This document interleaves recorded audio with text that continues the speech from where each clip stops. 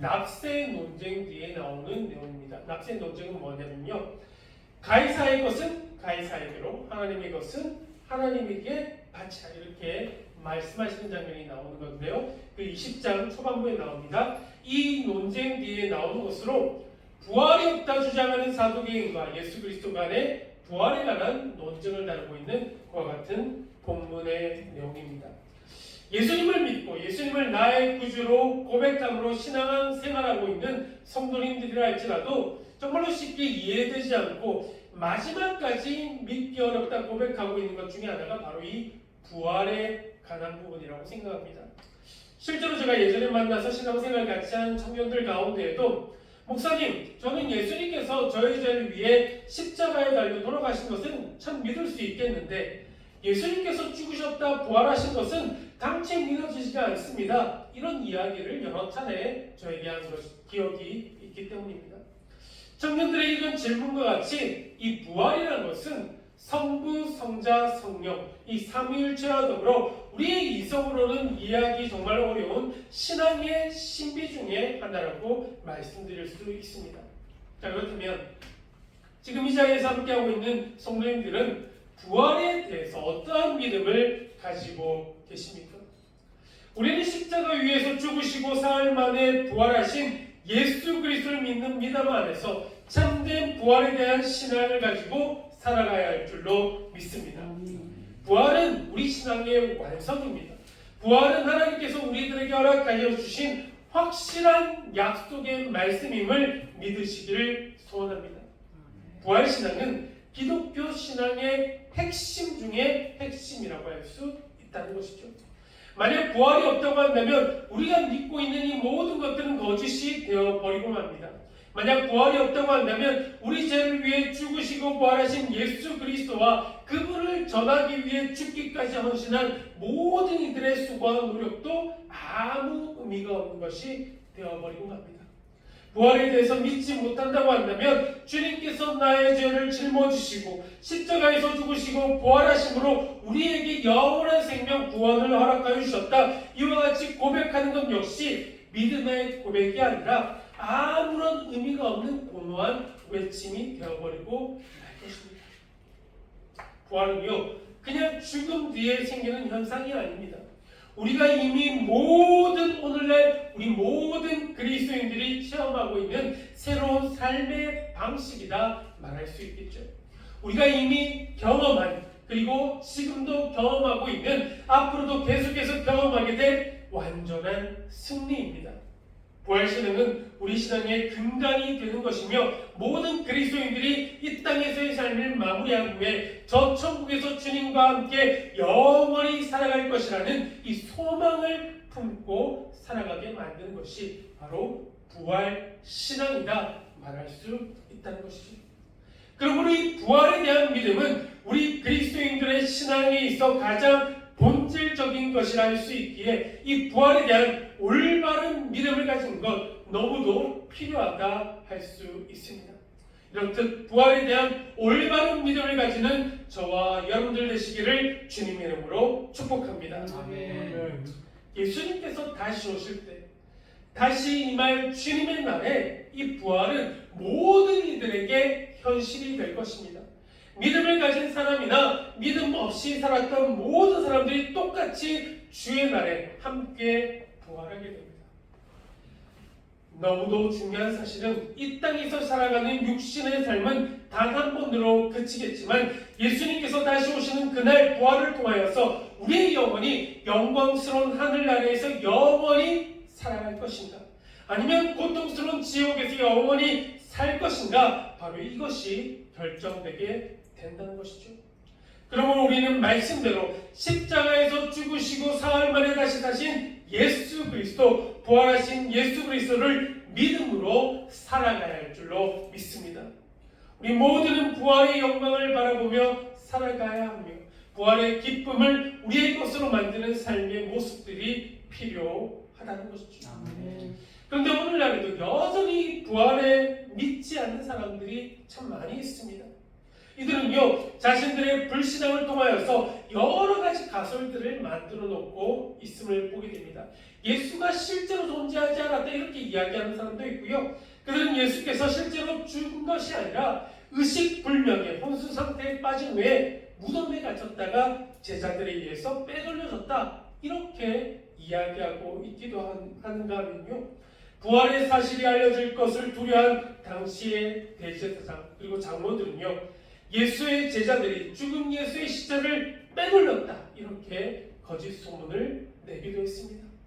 그리고 이 여러 가지 그럴싸해 보는 이론들과 가설들을 가지고 예수 그리스도의 부활과 신성을 부인하고자 하는 여러 가지 시도들이 지금 이 순간도 계속되고 있음을 보게 된다는 것이죠.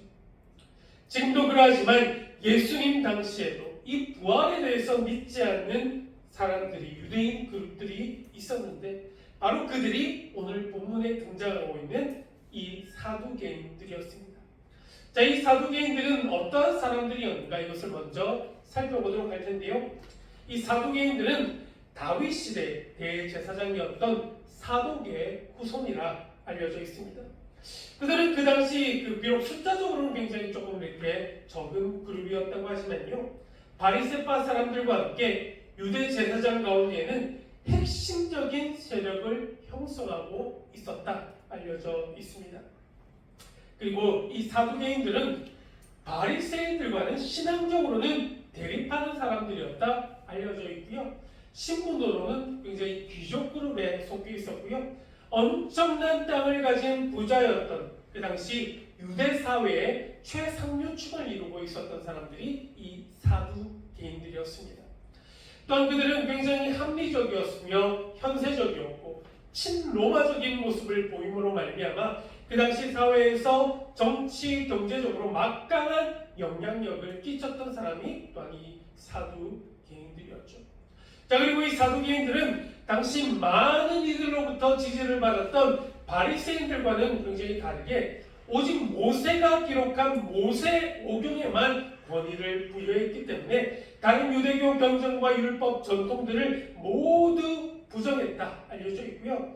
헬레니즘 영향 아시죠? 헬레니즘 영향으로 말미암아 부활도 천사도 영적 존재도 인정하지 않았던 사람들이 바로 이 사두개인들이었습니다. 자, 이런 사두개인들이 주님께로 와서 질문을 던지는 것으로 시작하고 있는 것이 오늘 본문의 내용들인데요. 자, 그 질문의 내용들은 본문 28절에서 33절까지 나오고 있는데요. 그것이 바로 오늘 본문의 말씀의 주제인 부활에 관한 논쟁을 주님과 하고 있습니다. 자, 이들 사두개인들이 가지고 있었던 생각은 사람이 죽고 난 뒤에 부활은 있을 수 없다. 바로 이것이었습니다. 자, 28절에서부터 33절까지 말씀이 이렇게 쭉 보여주시고요. 제가 좀 쉽게 풀어서 읽어드리도록 하겠습니다. 자, 이런 내용이에요. 선생님, 어느 한 여인이 7 형제의 마다들과 결혼을 했는데 그만 남편이 자식이 없어 세상을 떠나고 말았습니다.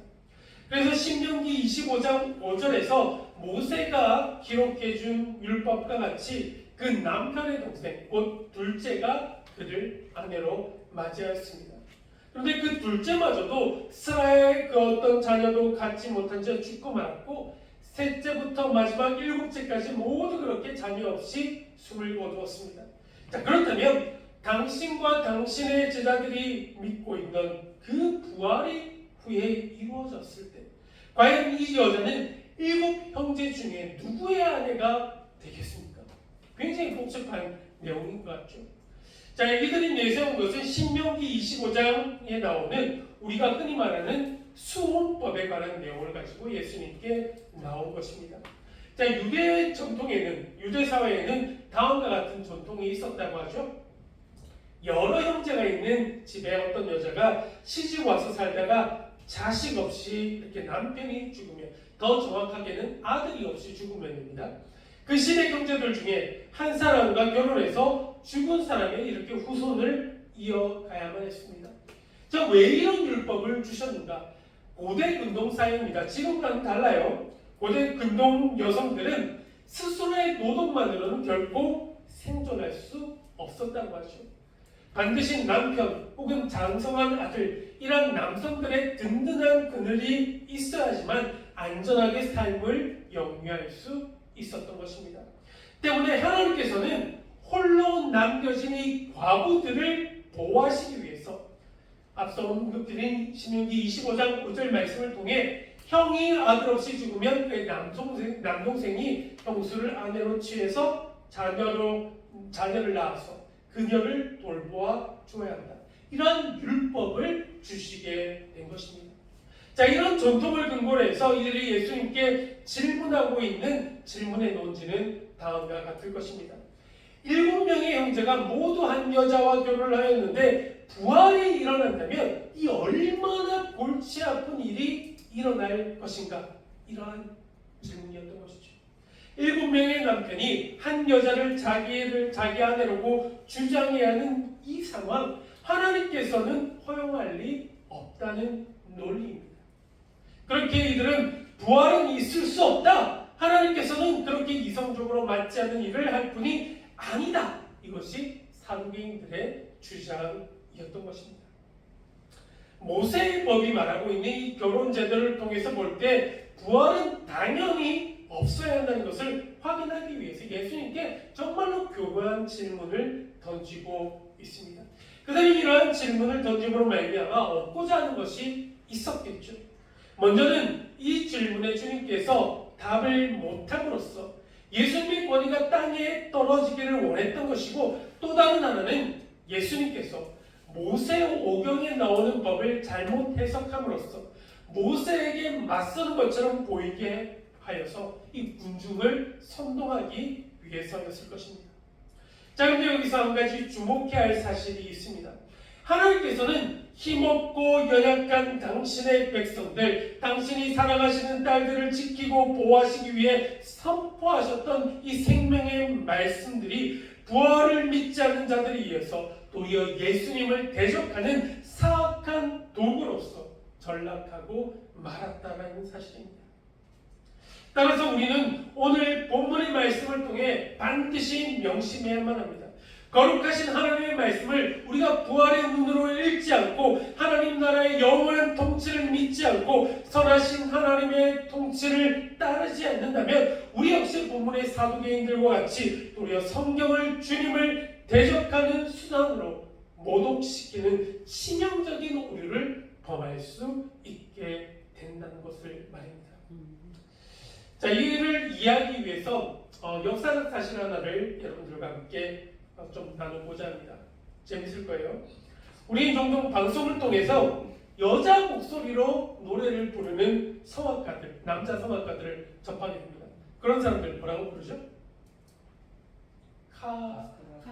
카운터 테너라고 부르고 있죠.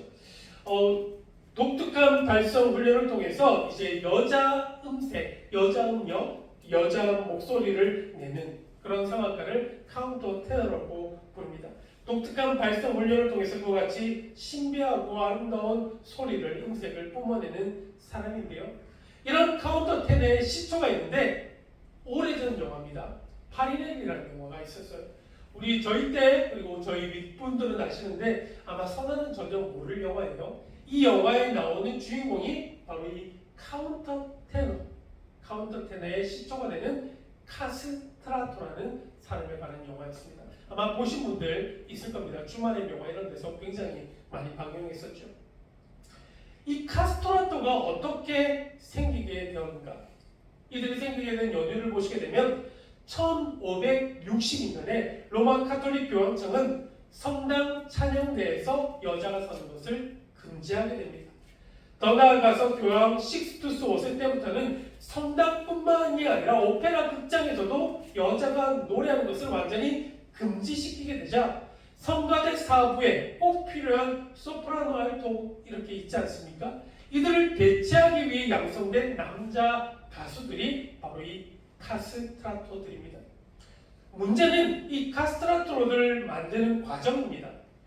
교황청은 주로 고아나 가난한 집안의 아들들 중에 목소리가 고운 아이들을 골라 사춘기가 되기 전에 이들을 거세를 하게 됩니다. 그렇게 남성 호르몬 분비를 어릴 때부터 차단하게 되어서 성인이 되어서도 높은 능력을 노래할 수 있었던 것인데요. 하지만 이러한 거세 수술은 극심한 부작용을 유발하였고 심지어 목숨을 잃는 경우도 허다했다고 합니다. 자, 이러한 카스트라토는 1903년 교황 바오 10세에 의해서 금지되기까지 무려 340여 년간이나 지속되게 됩니다. 자, 그렇다면 왜 중세 가톨릭 교회는 이처럼 끔찍한 일을 저질렀는지 아십니까? 왜 이런 일을 저질렀을까요? 왜 여성이 찬양대에서 노래하는 것을 금지시켜서 결과적으로 카스트라토라는 비극을 잉태하게 되었을까?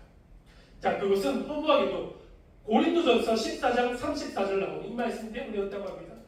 여자는 교회에서 잠잠하라. 그들에게는 말하는 것을 허락함이 없나니 율법에 있는 것 같이 오직 복종할 것이요. 요즘 같으면 난리나는 말씀이겠죠. 여자는 교회에서 어떻게 이런 말씀이 가능하겠습니까? 사도 바울은 분명 고린도 교회의 예배가 겪고 있는 굉장히 특수한 상황이 있었습니다. 그 특수한 상황 속에서 여성들이 질서 있고 정숙하게 예배드릴 것을 권면하기 위해서 이와 같은 말씀을 한 것이지만 이 교회가 부활의 생명으로부터 멀리 떠나 있을 때 성령을 자신들의 권력을 유지시키고 욕망을 채우는 도구로 전락시켰을 때 그 어느 것도 아닌 교회의 폭력에 의해서 수없이 많은 어린 소년들이 목숨을 잃기도 하고 평생을 끔찍한 고통 속에서 불구로 살아있는지 역사는 우리들에게 알려주고 있습니다. 우리는 이러한 역사들을 돌아보며 그리고 오늘 함께 읽은 누가복음 말씀 속에 기록된 사도계인들의 모습을 통해서 냉정하게 우리 자신들을 돌아볼 수 있어야만 합니다. 혹시 우리도 부활의 생명과 은혜 없이 그저 주일이 되었기에 루틴적으로 기계적으로 그 어떤 감동 없이 이 성경 말씀을 대하고 있지는 않습니까? 그리하여서 우리 손에 쥐어진 성경 구절들로 오히려 하나님을 대적하며 살아가고 있지는 않았는지 우리는 우리 자신들을 돌아볼 수 있어야만 할 것입니다. 오늘 예수님께서는 이들 사도계인들이 이와 같은 질문에 바르게 대답하심으로 이들의 무지를 밝히 드러내어 주셨을 뿐만 아니라 부활에 대한 올바른 진리를 오늘 우리들에게도 말씀해 주시고 계십니다. 오늘은 이들 사도계인들의 질문에 예수님께서 하신 대답을 중심으로 부활이 우리들에게 왜 복음이 되는 것인가? 부활의 올바른 상태들은 어떠한 것인가? 이와 같은 내용들을 여러분들과 함께 살펴보고자 합니다. 첫 번째, 예수님께서 이들 사두개인들의 질문에 대답을 하시면서 부활의 상태가 어떠한 것인지 말씀하고 있는데요. 부활 후에 지금 우리가 살아가고 있는 일상의 지루함의 연속이 아닐 것이다.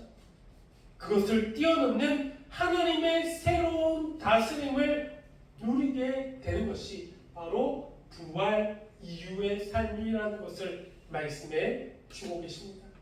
부활 이후의 우리 삶은 어떠할 것인가? 완전히 새로운 다스림을 받게 될 것이다. 하나님의 새로운 다스림, 새로운 통치를 누리게 될 것이다. 이것이 부활 이후의 삶이라는 것입니다. 자, 보면 34절부터 36절까지를 보시면 예수께서 이르시되 이 세상의 자녀들은 장가도 가고 시집도 가되 저 세상과 및 죽은 자 가운데서 부활함을 얻기에 합당히 여김을 받은 자들은 장가가고 시집가는 일이 없으며 그들은 다시 죽을 수도 없나니 이는 천사와 동등이요 부활의 자녀로서 하나님의 자녀입니다. 사도계인들은요 이 세상에서의 삶의 양식과 하나님 나라의 삶의 양식이 다르다는 것을 몰랐습니다. 이 땅에서 살아가는 육신의 삶과 부활 후 하늘나라에서 살아갈 그 삶의 모습이 다르다는 것을 인식하지 못하였던 것이죠. 하나님께서는 모세를 통해 앞서 말씀드린 이 수호법이라는 법을 정하게 하신 것은 하나님 당신이 축복하신 백성이 자식이 없어 번성하지 못하고 대가 끊어지며 이름이 사라지는 것을 방지하기 위함이었던 것입니다. 하나님께서는 당신의 자녀들이 이 땅에서 번성하고 충만하고 대가 이어지기를 원하시는 분이시다. 이것을 우리는 알아야 합니다. 바로 이것이 이 세상을 위해 하나님께서 정하여 주신 율법이라고 한다면 부활 후의 모습, 하나님 나라의 모습은 세상의 모습과는 완전히 다르다는 것을 예수님께서는 말씀해 주시고 계십니다. 하나님 나라의 법, 죽은 자 가운데서 부활함을 얻기에 합당히 여김을 받은 이들은 장가가고 시집가는 일이 없다고 이야기하고 계심을 보게 됩니다. 그리고 그들은 천사와 같아서 다시는 죽을 일이 없다는 말씀하고 있습니다. 그들은 부활의 자녀이므로 하나님의 자녀다, 예수님께서는 말씀하고 계십니다. 이렇게 예수님께서 말씀하신 것은 이러한 질문을 하고 있는 사두개인들이 가지고 있었던 삶의 방식이 어떠한 것인지 너무도 잘 알고 계셨기에 가능한 일이었던 것입니다. 그들은 부활이 없다 이렇게 믿었기에 그저 이 땅에서 잘 먹고 잘 사는 것을 최상의 가치로 여겼을 것입니다. 세상적이며 물질적이며 권력지향적인 삶을 살았던 그들은 부활을 믿을 수 없을 뿐만이 아니라 믿고 싶지 않았을 것입니다. 왜냐하면 이들 사두개인들에게는 지금 그들 눈에 보이는 것, 지금 그들이 가지고 있었던 것, 지금 그들이 누리고 있었던 것이 전부였기 때문입니다. 지금을 살아가고 있는 많은 현대인들의 모습도 이들 사두개인들의 생각과 비슷할 것이다, 이런 생각을 감히 해보게 됩니다. 많은 이들이 하늘나라에 대한 생각보다 이들 사두개인들처럼 물질적인 사고에 너무도 익숙해져 있기 때문입니다.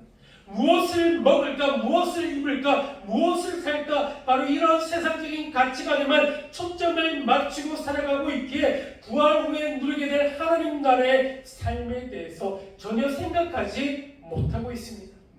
하지만 우리는 분명히 알아야만 합니다.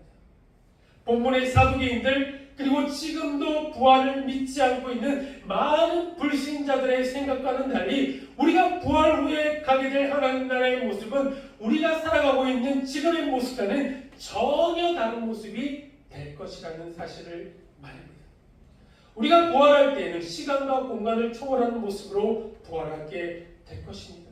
너무도 영광스러운 모습으로 나타나게 될 것입니다. 그래서 나이를 먹지 않습니다. 세상 사람들과는 달리 장가가고 시집가는 일도 없으며 죽지 않고 병들지도 않습니다. 천사와 동등된 모습이 바로 부활의 모습이라는 것이죠.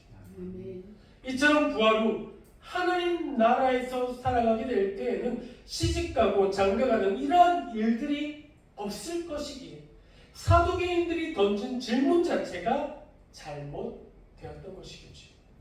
그들은 본인들의 지혜를 자만했을지 모르지만 예수님께서는 하늘의 일을 모르는 그들의 어리석음을 드러내 보여주셨던 것이라 할 수 있습니다. 이처럼 예수님께서는 사두개인들의 질문에 명쾌하게 대답하여 주심으로 말미암아 예수님의 권위를 바닥에 떨어뜨리려 했던 사두개인들을 오히려 말문이 막히게 하셨고, 부활은 있을 뿐만 아니라 부활 후에 어떠한 상태로 변화하게 될 것인가, 결국 하나님으로부터 우리는 어떠한 다스림을 받게 될 것인지에 대한 분명한 답을 우리에게 전하여 주고 계십니다. 부활 후 어떤 상태로 임하게 될 것인가, 우리는 완전히 새로운 다스림을 얻게 된다. 자, 두 번째, 예수님께서는 사두개인들의 질문에 답을 해주시면서 부활 이전의 삶은 어떠한 것인가, 이것에 대해서도 말씀해 주고 계십니다. 부활 이전의 삶, 그 어느 누구라 할지라도 죽음을 피할 수 없다. 모든 사람은 죽게 된다. 죽음을 피할 수 없다. 이것에 대해서 말씀해 주고 계십니다.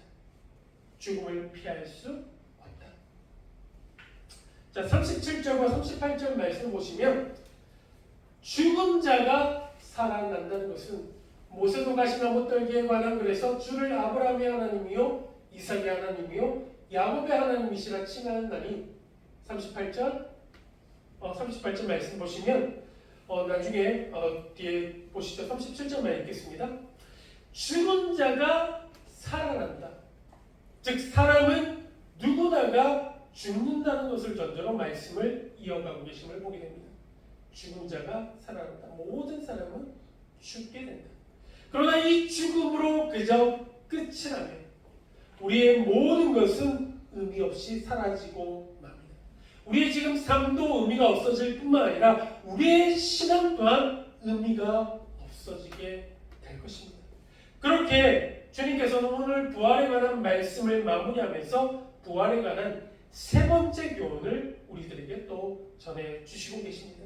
세 번째 교훈, 하나님은 죽은 자의 하나님이 아니라 살아있는 자의 하나님이시다 고백하고 있습니다. 우리가 부활신앙을 소유하며 살아가야 하는 이유는 무엇인가? 하나님은 죽은 자의 하나님이 아니시고 하나님은 살아있는 자의 하나님이시기에 우리는 부활신앙을 소유하며 하루하루를 살아가야 한다. 예수님께서 우리들에게 말씀해주고 계십니다. 하나님은 어떠하신 하나님이신가? 하나님은 살아있는 자의 하나님이시기에 우리는 부활신앙을 소유하며 살아가야만 합니다. 자, 37절 그리고 38절 말씀 마지막으로 함께 봅니다. 죽은 자가 살아난다는 것은 모세도 가시나무 떨기에 관한 글에서 주를 아브라함의 하나님이요 이삭의 하나님이요 야곱의 하나님이시라 칭하였나니 하나님은 죽은 자의 하나님이 아니요 살아있는 자의 하나님이시라. 하나님에게는 모든 사람이 살았느니라 하시니. 자, 여기서 말하고 있는 가시나무 떨기에 관한 글이라는 것은 모세가 그의 장인 미디안 제사장 이드로의 양떼를 끌고 호렙산에 이르렀을 때 이러한 일을 담고 있는 것이겠죠. 잘 아시는 것처럼 이 떨기나무에 불이 붙었으나 그 떨기나무가 불에 타서 사라지지 아니하는 놀라운 광경을 보고 더 자세히 보려고 가까이 다가가자 하나님께서는 그를 부르십니다. 이리로 가까이 오지 말라. 내가 선 곳은 거룩한 땅이니 내 발에서 신을 벗어라. 이와 같은 음성을 들은 사건을 가리키는 것입니다. 자, 그때 하나님께서 모세에게 또 하신 말씀이 무엇인가? 그것이 바로 이 말씀이죠. 나는 내 조상의 하나님이니 아브라함의 하나님, 이삭의 하나님, 야곱의 하나님이라 하신 말씀이 바로 이 누가복음의 말씀입니다. 여기서 하나님께서는 아브라함의 하나님이셨고 이삭의 하나님이셨으며 야곱의 하나님이셨다. 이처럼 과거형으로 말씀하지 아니하시고 아브라함의 하나님, 이삭의 하나님, 야곱의 하나님이라고 현재형으로 말씀하고 있는 것에 우리는 주목할 필요가 있습니다. 그들이 죽었다고 여기고 있는 아브라함이 하나님 품에 안겨 있고 이삭이 하나님 나라에서 살아 있고 죽은 자의 무덤에 있다고 생각하는 야곱이 살아서 하나님과 교제하고 있다. 이와 같은 말씀인 것입니다. 부활이 없는 사람은 하나님을 가질 수 없습니다. 오직 영원한 생명을 가진 자, 부활신앙을 소유한 자만이 하나님을 가질 수 있다는 겁니다.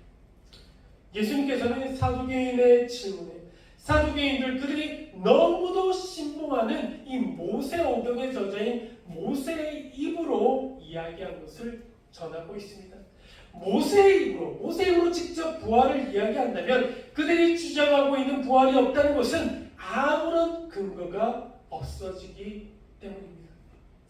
예수님께서는 바로 이 말씀을 인용하시면서 하나님은 죽은 자의 하나님이 아니시다. 하나님은 살아있는 자의 하나님이시다. 가르치고 계십니다. 하나님은 부활의 하나님이심을 선포하여 주시고 계신 것입니다. 아멘. 주님께서는 오늘 말씀을 통해서 이 사두개인들의 무지를 밝히 드러내 보여주셨습니다.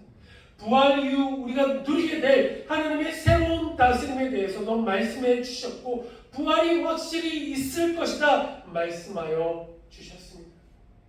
주님의 이 놀라운 가르침에 사두개인들은 아무것도 감히 더 묻지 못하고 조용히 물러가게 됩니다. 주님께서 하신 말씀들은 그 모든 것이 진리라는 것을 믿으셨으면 좋겠습니다. 아멘. 세상의 나라와 하나님의 나라는 분명 다르게 존재합니다. 그리고 부활은 반드시 있습니다. 예수 그리스도께서 우리를 위해 죽은 자 가운데서 다시 살아서 부활의 첫 열매가 되어 주셨기 때문입니다. 하나님은요, 어제도 계셨고 오늘도 계시며 앞으로도 계시는 전지전능하신 분이시며 바로 그분께서 우리에게 부활이 있음을 약속해 주시고 계십니다.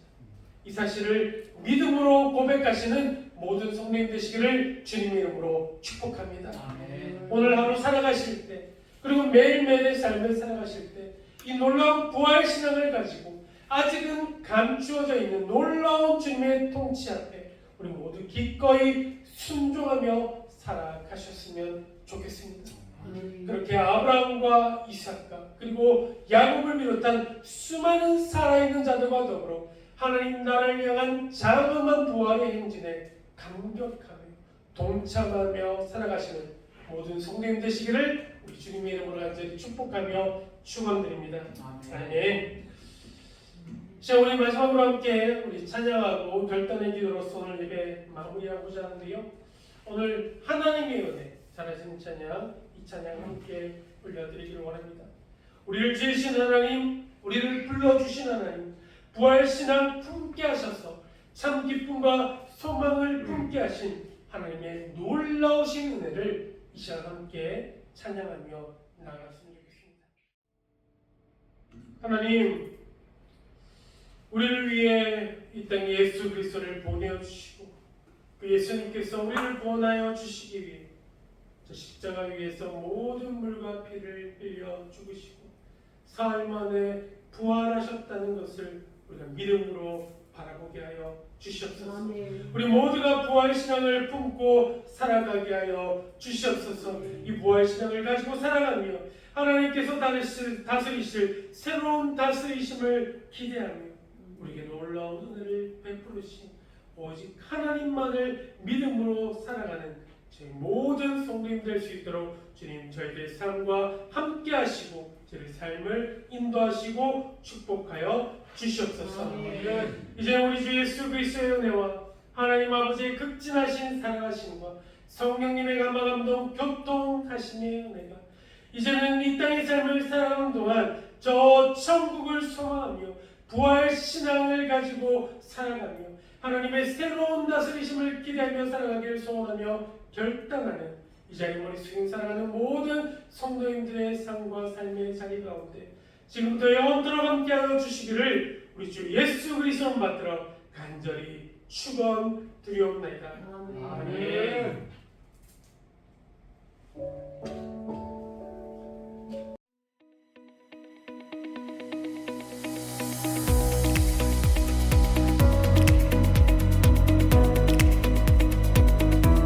Artlist.io